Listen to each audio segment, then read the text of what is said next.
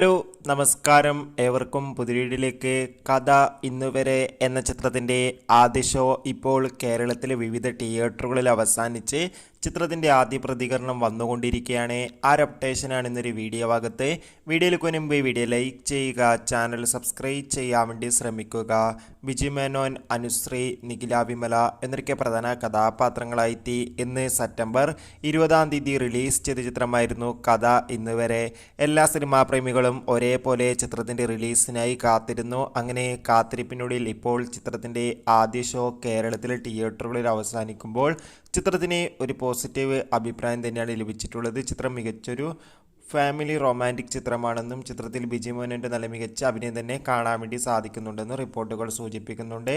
എന്തായാലും കാത്തിരിക്കാം കഥ ഇന്നുവരെ എന്ന ചിത്രത്തിൻ്റെ കൂടുതൽ അപ്ഡേഷൻ അറിയാൻ വേണ്ടി. ഈ വരുന്ന സെപ്റ്റംബർ ഒക്ടോബർ മാസം ധാരാളം ചിത്രങ്ങൾ OTT റിലീസ് ചെയ്യുന്നു. ചാനൽ പരിശോധിച്ചാൽ കാണാം.